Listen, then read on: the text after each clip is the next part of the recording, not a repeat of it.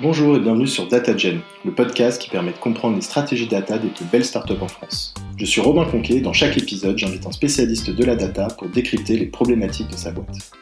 Aujourd'hui, nos données, elles sont silotées. Donc, comme dans beaucoup d'entreprises, le service client, par exemple, a peu de visibilité sur les actions de l'utilisateur sur le web et ce qui a généré de la friction pour lui. Aujourd'hui, je reçois Audrey Houdard, Head of Data chez Litchi. Litchi, c'est une plateforme qui permet de créer des cagnottes en ligne pour des événements comme des anniversaires, mais aussi pour faciliter des levées de fonds pour des causes solidaires. Ils ont été rachetés un peu plus de 50 millions d'euros par Crédit Mutuel Arkea en 2015. Pour vous donner un ordre d'idée, Litchi, c'est 1 million de cagnottes réalisées en 2019. Dans cet épisode, Audrey nous raconte comment elle accompagne les autres pôles, notamment produits et marketing, pour qu'ils adoptent une approche plus data-driven. Si vous aimez le podcast, n'hésitez pas à me laisser un avis et à vous abonner sur Apple Podcast ou iTunes. Merci et bonne écoute. Bonjour Audrey. Bonjour Robin. Ça va ? Ça va et toi ? Ça va. Tu peux nous en dire un peu plus sur Litchi ? Oui, alors Litchi, donc c'est un outil en ligne pour créer des cagnottes et pour assembler de l'argent, soit pour offrir un cadeau dans le cadre d'un événement, comme un anniversaire ou un pot de départ, ou pour une cause solidaire. Donc, comme par exemple dans le cadre du Covid, on a eu pas mal de cagnottes pour les soignants, pour collecter de l'argent pour par exemple du matériel. L'entreprise a été créée en 2009, il y a un peu plus de 10 ans, par Céline Lazorte. L'entreprise a été rachetée en 2015 par le Crédit Mutuel Arkea pour un peu plus de 50 millions d'euros. Aujourd'hui, en 2020, on est 70 environ, et on se répartit sur les pôles produits, donc ceux qui sont responsables du site, le pôle IT, le pôle marketing, le pôle opération, qui eux sont en charge des partenaires de dépenses Litchi, le pôle service client, fraude, finance et RH. Sinon, globalement, l'activité elle est concentrée en France. Le site est disponible à l'international pour le UK, l'Allemagne et l'Espagne, mais globalement, voilà, l'activité est en France. À titre indicatif, l'année dernière, il y a eu 1 million de cagnottes créées sur le site. D'accord. Comment tu t'es retrouvé Head of Data chez Litchi ? Alors, du coup, j'ai commencé avec des études assez classiques. J'ai fait une école d'ingénieur, complétée avec une année en marketing. Comme beaucoup de gens de mon âge, j'avais pas forcément entendu parler de la data en école. C'était un métier un peu trop nouveau à l'époque, entre guillemets, pour être évoqué. Donc, j'ai pas commencé tout de suite par ça. J'ai d'abord commencé par un an chez Orange en expérience client sur du offline, donc c'était des box internet. Donc, pas du tout de notion en digital. Après, j'ai été contactée par une société de conseil en data marketing que tu connais, qui s'appelle du coup Artefact. J'ai trouvé que c'était très intéressant. Enfin, j'ai trouvé que la data avait l'air d'être un sujet d'avenir. J'avais envie d'en apprendre un peu plus sur le digital, les données, ce qu'on collectait sur le consommateur et comment on pouvait les utiliser. Donc, j'ai poursuivi un peu chez Artefact. Je suis restée 2 ans. Là-bas, donc, je travaillais pour plusieurs grands comptes, comme par exemple Accor Hotel, aussi des assureurs, et globalement en personnalisation marketing. Donc, grâce à la data, toujours évidemment. Donc suite à ces 2 ans, j'avais plutôt envie d'entrer dans une entreprise en interne pour faire partie d'une vision plus long terme, projet data toujours long terme aussi. Ce qui m'a particulièrement plu chez Litchi, où j'ai commencé mes recherches, c'était l'aspect solidaire des cagnottes et comment la data pouvait contribuer à cet objectif. Donc même indirectement. Donc voilà, c'est pour ça que je me suis retrouvée chez Litchi, au début au pôle produit, et maintenant de manière un peu plus transverse, en accompagnement d'un peu tous les pôles chez Litchi. Justement, tu peux nous dire en quoi ça consiste, ton job de Head of Data ? Alors j'ai plusieurs missions. J'accompagne un peu tous les pôles, dont le pôle produit dont je fais partie, dans l'étude un peu de nouvelles opportunités business via des analyses quantitatives. J'accompagne aussi tous les services pour leur mettre à disposition des outils de monitoring pour qu'ils puissent monitorer en autonomie leur activité. Et plus spécifiquement pour le produit, j'interviens un peu à différents moments, on pourra en parler plus tard, mais sur le test par exemple d'hypothèses produits via des A/B tests, et aussi je les aide à faire le bilan des différentes mises en production, donc des nouvelles features qu'ils vont pouvoir mettre en place pour vérifier que ça a eu l'effet escompté. Et vous êtes combien dans l'équipe Data ? On est 2, donc moi et un web analyst qui est arrivé l'année dernière, qui vient m'aider sur les sujets produits en particulier, donc ce que j'évoquais sur la partie A/B test ou bilan des mises en production. On aurait pu penser que le pôle data était déjà conséquent chez Litchi, qui est un fleuron de la tech française. Finalement, c'est encore le début, du coup, c'était pas forcément une priorité sur les 10 dernières années ? Pas forcément, tout simplement déjà parce que y avait moins de données au départ, évidemment, et C'est vrai que là, on est arrivé à, il me semble, c'est 12 millions d'utilisateurs, donc c'est devenu un peu plus une nécessité. Et au début, chez Litchi, enfin, même encore un peu maintenant, hein, sur certains points, il y avait une BI externalisée, c'est toujours le cas aujourd'hui, une plateforme de reporting maintenue par les développeurs qui fournissaient aussi des extracts, ce genre de choses. Donc la data était présente, mais faite voilà, un peu par le pôle technique ou par des partenaires externes. Disséminée un peu dans chaque département. Exactement. Par exemple, les PM étaient aussi, les product managers étaient responsables de regarder la data dans Google Analytics à l'issue d'une mise en production quand ils avaient le temps, voilà, pour insérer un peu de data dans leurs insights. Mais c'était assez ponctuel finalement comme réflexe. Donc il y a eu un besoin data qui a été introduit au produit pour avoir une stratégie un peu plus data-driven. Et donc c'est pour ça que j'ai été intégrée à l'équipe il y a 2 ans pour appuyer un peu tout ça. Tu peux nous raconter une journée type pour toi en tant que Head of Data chez Litchi? Alors, une journée type, c'est à peu près la moitié sur les projets produits, donc ce que je t'évoquais tout à l'heure, sur accompagnement de la discovery, mise en production, enfin accompagnement des mises en production, tout ça. Je dirais un tiers du temps sur des demandes marketing, fraude, finance, etc. Notamment sortir des données de notre base, faire des analyses et formaliser des conclusions, donc du coup c'est du Excel et PowerPoint hein, globalement. Le reste sur des sujets data un peu divers et variés, par exemple cette année on avait un gros sujet de conformité RGPD par exemple, donc voilà c'est à peu près ça la journée. Quels sont les projets les plus importants sur lesquels vous travaillez en ce moment? Alors du coup il y a pas mal de choses. Au produit on a pas mal de petits projets, donc c'est pas vraiment principaux mais c'est le produit qui prend le plus de temps. J'accompagne le produit sur des projets par exemple de développement du solidaire sur le site, sur la mise en avant de la dépense partenaire, d'autres projets de ce type, toujours sur les mêmes axes qu'on évoquait tout à l'heure, mise en place d'A/B tests, analyse d'opportunités, etc. En parallèle, j'accompagne aussi le marketing sur un projet de personnalisation, d'abord marketing et à terme plus multicanal.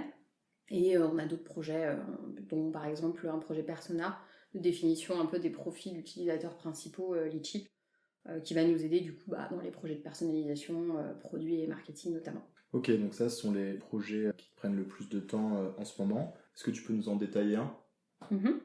Je peux te parler par exemple de mon implication au produit. On intervient donc dans pas mal de phases. Le produit s'est pas mal restructuré depuis un an.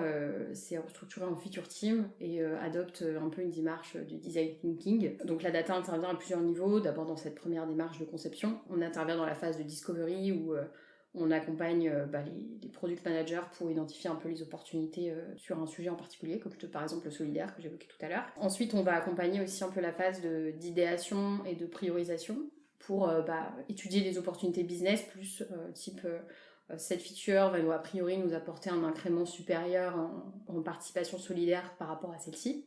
Suite à ça, donc de manière plus concrète, une fois que des vraies features ont été pensées, on va éventuellement les tester dans le cadre d'A/B tests, soit les features entières, soit juste des petits détails en design, tout ça. Ensuite, on va intervenir aussi dans la phase de spécification de la fonctionnalité avec les PM pour définir ensemble les KPI qu'on va suivre, pour définir si ou non la fonctionnalité a eu du succès ou non. Et en fonction de ces KPI, on va définir un plan de tracking sur le site ou un modèle de données en base si besoin, si la feature est suffisamment importante. Et enfin, dernière étape, on fait le bilan de la feature une fois mise en production. Comme je te disais tout à l'heure, voir si avant-après on a eu un incrément et si ça valide un peu nos attentes. Tu peux nous parler d'un des derniers A/B tests que vous avez réalisé pour une fonctionnalité ou un changement d'expérience client qui a été un gros succès?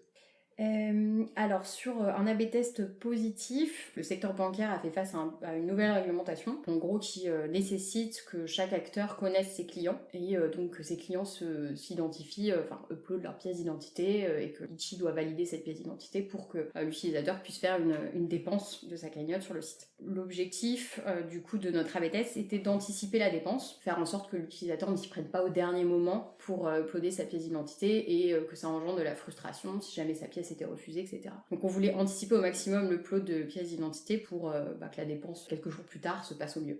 Donc on a mis en place une bannière en page cagnotte pour le créateur pour l'inciter à uploader sa pièce d'identité en amont versus une partie du trafic qui ne voyait pas cette bannière. Ce qu'on a constaté, c'était que pour cette partie qui voyait la bannière, on avait 2 fois plus de chances que cette personne upload sa pièce d'identité en amont de la dépense. Donc beaucoup moins de friction pour le service client, pour la fraude, etc. derrière pour traiter les demandes. Donc c'est passé en production. Assez intéressant voilà, d'avoir pu mesurer cet incrément, valider l'hypothèse que cette incitation était utile. Intéressant. Donc ça, c'était un A/B test qui a généré une évolution produit. Et inversement, est-ce que tu peux nous parler d'un A/B test qui vous a permis d'abandonner une idée, justement, d'évolution produit qui aurait eu un impact négatif? Alors on a fait sur les cagnottes solidaires, on a testé une pop-in qui s'affichait lorsque l'utilisateur souhaitait quitter la page pour l'inviter à partager la cagnotte en lui disant voilà tu n'as pas participé mais tu peux toujours partager, ça génère aussi du trafic, donc des participations globalement. Et en fait on a constaté un impact négatif sur la participation, on avait à peu près moins 3% de participation sur ce test. Au global on s'est dit en fait cette pop-in elle distrait l'utilisateur de son but principal au lieu de l'inciter à partager avant de quitter la page. Donc globalement c'était peut-être des gens qui n'avaient pas forcément envie de quitter la page et qui avait été distrait par ça, donc il avait quitté quand même. Donc un insight voilà, qui a été finalement abandonné suite à ce test. Est-ce que chez Litchi, il y a un ou plusieurs KPI que vous suivez qui sont vraiment prioritaires? Alors, globalement, on a un KPI objectif sur l'année, enfin on en a plusieurs, mais le principal de mon point de vue, que tout le monde va suivre et qui est l'objectif commun à toutes les équipes, ça va être le cash-in, on appelle ça le volume de participation en euros sur le site. Par exemple, si toi tu contribues 30 € à une cagnotte anniversaire demain, ça sera 30 € de cash-in sur le site Litchi. Donc pour autant, la commission Litchi prélevée pour notre fonctionnement est bien inférieure à ce cash-in global. Donc on suit un volume de cash-in à l'année, en particulier le cash-in sur le solidaire, qui est un axe de développement fort de Litchi depuis quelques années. Donc voilà, c'est les deux gros KPI suivis par Litchi. Ok.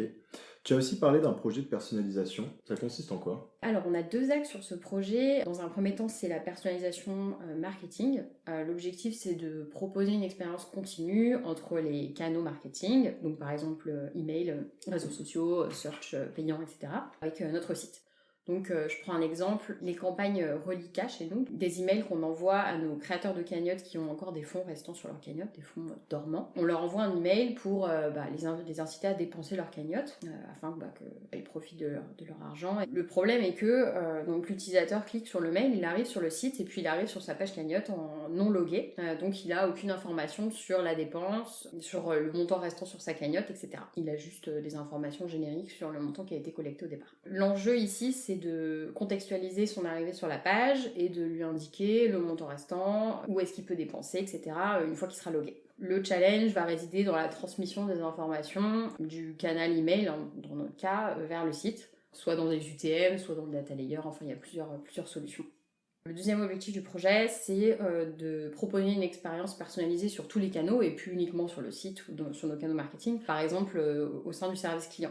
Aujourd'hui, nos données, elles sont silotées, donc comme dans beaucoup d'entreprises, le service client, par exemple, a peu de visibilité sur les actions de l'utilisateur sur le web, et ce qui a généré de la friction pour lui. À l'inverse, par exemple, le CRM a peu de visibilité sur ce qui s'est passé au service client, donc ils vont potentiellement faire des relances par mail à des utilisateurs qui ont déjà eu plusieurs contacts énervés avec le service client. Donc pas forcément idéal en termes d'expérience utilisateur. Donc il y a un peu deux solutions techniques. La première qu'on a déjà un peu commencé à mettre en place, c'est un peu une solution maison où voilà, on transmet des informations via des UTM ou alors on fait des extracts d'un outil à l'autre qu'on transmet par exemple de Zendesk dans notre outil d'envoi d'email qui est Salesforce. Et la solution plus long terme, ça va être de centraliser toutes nos données à un même endroit dans l'idéal, de manière à avoir des profils un peu user-centric. L'objectif étant voilà, de créer des audiences pertinentes et de personnaliser l'expérience pour ces audiences sur les différents canaux, donc marketing, site, service client, application, etc. Sur le dernier exemple que tu as cité, l'objectif, c'est de pouvoir ingérer, par exemple, les données, avec la solution maison, de l'outil de service client dans l'outil CRM pour aller exclure des campagnes CRM de relance tous les gens qui ont déjà, par exemple, effectué une plainte pour expliquer qu'ils n'arrivent pas, en fait, à utiliser leur compte d'une manière ou d'une autre. Yes. Ok. Exactement. Très intéressant. Quel est le plus gros challenge que tu as rencontré jusque-là sur tes différents projets ? Je pense que le premier, qui concerne d'ailleurs le projet de personnalisation que j'évoquais avant, ça va être la qualité de la data et un peu l'unicité aussi. La qualité parce que on a parfois des données différentes d'une source à l'autre, qui sont pas forcément formatées pareil, etc. Donc je pense que c'est un enjeu un peu partout, mais on l'a chez nous. Et l'unicité de la data, ce qui est un peu complexe aussi, on a en gros, peu de pivots entre nos données. Si je prends un exemple, dans Google Analytics, on va utiliser un ID utilisateur. Dans Salesforce, ça sera un autre. Dans notre outil au service client qui est Zendesk, ça sera les adresses mail. L'objectif ultime, comme je t'en parlais tout à l'heure, c'était de concilier toutes ces données avec des ID différents. C'est tout de suite beaucoup plus compliqué. Donc on a des enjeux, des prérequis à ce niveau-là déjà dans un premier temps. Donc c'est des challenges un peu sur tous les projets qui traitent de la donnée. Autre challenge, on est très lié à notre partenaire de solution de paiement qui est MangoPay, qui fait partie du groupe Litchi. Nos données sont très intriquées aussi. Donc au niveau data, c'est assez chronophage, parce qu'on fait beaucoup de choses pour les refaire plus tard une fois que nos modèles de données seront effectivement séparés. Donc c'est aussi un des challenges qu'on rencontre sur beaucoup de projets.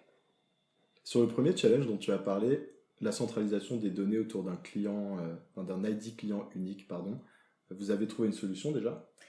Donc on a étudié plusieurs choses. Dans un premier temps, on a étudié un peu une solution du marché Customer Data Platform qui permet donc de centraliser toutes les données dans un outil, comme j'expliquais tout à l'heure, créer une audience et l'activer en se pluguant à nos différents canaux d'activation, les canaux marketing, service client, etc. Mais comme je te l'ai expliqué, il y a pas mal de prérequis au niveau de la qualité de la donnée, de l'unicité, etc. Ça demande beaucoup de travail en amont de notre part. Si on fait ce travail en amont, est-ce que on peut pas plutôt mettre en place un data lake avec toutes ces informations et faire nous-mêmes la connexion avec nos outils d'activation? Je pense que c'est pas trivial, mais on a au final assez peu de sources de données différentes. On a aussi un écosystème d'activation assez restreint. Donc ça peut être quelque chose d'envisageable si on a des ressources tech pour le faire. Justement, ça fait lien avec la question suivante. Vous utilisez quoi comme outil au sein du pôle data? Et même si vous ne l'utilisez pas encore, c'était quel outil du marché que vous aviez envisagé pour la CDP? Sur la CDP, on avait envisagé plusieurs choses. On avait des discussions avec Segment et Tilium. On est encore au stade de discussion autour des cas d'usage. On rediscutera avec eux dans un second temps, après avoir mis en place toute la solution maison. Et pour ce qui est des autres outils, pour produits, on utilise Google Analytics, on utilise Hotjar aussi sur la partie analyse de l'expérience utilisateur. Donc c'est tout ce qui va être recording de certaines sessions, heatmap de certaines pages pour identifier les taux de scroll, les boutons qui cliquent beaucoup, etc. On utilise A/B-Testy pour les A/B tests. Sinon, sur la partie plutôt base de données, on a toute une stack Microsoft SQL Server. Sur la partie collaboration, un peu comme toutes les startups, on utilise Slack et pas mal Trello aussi pour suivre les tâches de tous. Comment vous êtes organisé avec les équipes produits et marketing pour réaliser les A/B tests ou les projets de personnalisation? Ce qui se passe, c'est que, comme je te disais tout à l'heure, on est que deux dans le pôle aujourd'hui. Donc, on ne peut pas faire partie de toutes les feature team produits. Il y en a plusieurs. Pareil, on ne peut pas avoir une personne dédiée au marketing entièrement pour la partie personnalisation, mais aussi la partie augmentation de pixels, par exemple. Donc, on fonctionne un peu sur demande. On a les PM donc, qui viennent nous solliciter ponctuellement quand ils sont aux différentes phases de leur projet. Donc, c'est eux qui suivent ça. Nous, on n'est pas forcément dans le suivi de tout le déroulé. Et qui viennent nous solliciter ponctuellement, comme je te disais tout à l'heure, sur la discovery, sur les spécifications, sur le bilan, etc. Donc on intervient à ce moment-là. Du coup, je change la question. Si tout se passe bien, que la data continue de démontrer sa valeur chez Litchi et que tu peux recruter les profils dont tu as besoin, il ressemble à quoi le pôle data dans 5 ans? Alors, dans 5 ans, si Litchi poursuit sa croissance, dans l'idéal absolu, je dirais qu'on est entre 5 et 10, un petit mélange de data analyst, data scientist, business analyst, data engineer. Je pense qu'il y a un premier enjeu qui est de continuer à proposer aux équipes un peu de la data en libre service pour qu'ils puissent intégrer la data à toutes leurs décisions. Et d'autre part, il y a des cas d'usage intéressants à développer aussi en data science. Par exemple, on a des gros enjeux autour de la fraude, donc la fraude à la dépense ou à la participation, donc ça va être détecter ces différents comportements avant qu'ils se produisent. On peut aussi penser à l'anticipation des élans solidaires. Aujourd'hui, il y a des buzz médiatiques qui engendrent des élans chez Litchi, donc ça peut être intéressant pour nous d'être d'être au fait un peu plus en amont. Ou autre, par exemple, proposer du contenu personnalisé à nos créateurs sur idées cadeaux dans le cas de cagnottes cadeaux communs, des idées de personnalisation de cagnottes pour faire briller un peu des cagnottes solidaires. Voilà. On pense aussi, plus moyen terme, à essayer de plus se développer sur la partie attribution marketing, cross-canal, essayer de mieux comprendre quel est le customer journey qui mène à la création, qui mène à la dépense. Forcément toujours un peu difficile à mesurer, donc on a aussi cet enjeu-là, et je pense que ça peut être un chantier data aussi. Donc pas mal de sujets à développer avec l'équipe. Et à très court terme, les prochains rôles que tu dois recruter, que tu recruterais? Dans l'idéal, j'aimerais recruter un profil de data business analyst, qui aiderait surtout les équipes dans la partie identification d'opportunités business, comme avec le produit par exemple, lorsqu'on essaie de prioriser des features par rapport à d'autres. L'enjeu est de savoir, cette feature va apporter plus de cash-in solidaire que celle-ci, comme je te disais. Ça va être, je pense, quelque chose qui va pas mal se développer comme mécanisme. Ça peut être bien d'avoir un rôle à part entière qui va prendre en charge ces analyses-là. Ok, donc dans les prochains recrutements, un business analyst en priorité, à bon entendeur. On arrive sur les dernières questions. Est-ce que tu as une recommandation de contenu à conseiller à nos auditeurs, qu'ils soient pro ou pas pro d'ailleurs? Alors, je vais faire un petit mix. J'ai regardé il n'y a pas longtemps un film Moneyball, Le Stratège en français, je crois, qui n'est pas un film récent pour le coup, je crois qu'il date d'il y a une dizaine d'années, et qui raconte l'histoire d'un manager d'une équipe de football américain, qui est incarné par Brad Pitt. Ce manager développe un modèle statistique basé sur les analyses de données des différents joueurs. Il a perdu un peu tous ses grands joueurs. Il essaie de recruter des joueurs qui ont de la valeur, mais qui pour autant ne sont pas cotés sur le marché. Grâce à ce modèle, il arrive à gagner 20 fois d'affilée. Donc modèle qui a prouvé sa valeur. Donc c'est un peu le début du sport data-driven, et je trouvais ça assez intéressant de voir que la data a encore une application différente dans plein de domaines, et qu'elle a apporté énormément de valeur à ce domaine en particulier. C'est une histoire vraie? Ouais, c'est une histoire vraie. Ah, ok, cool. Enfin, est-ce que tu peux me parler d'une équipe data en France qui réalise des beaux projets et que je devrais interviewer? Alors du coup, je pensais à Iva Stankovic, c'est la Head of Data MangoPay, donc qui est l'autre entreprise dans le groupe Litchi.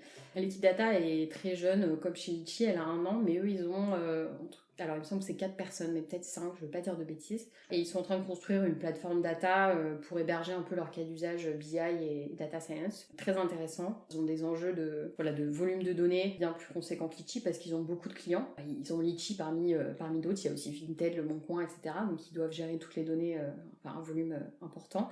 Et mettre à disposition aussi des choses à leurs clients. Donc il y a une notion un peu d'externe à ce niveau-là. Ok, je vais commencer une trame dans ce cas. Super. Merci Audrey. Merci Robin. Merci d'avoir écouté cet épisode. Si vous a plu, n'hésitez pas à me laisser un avis sur Apple Podcasts ou iTunes. À bientôt.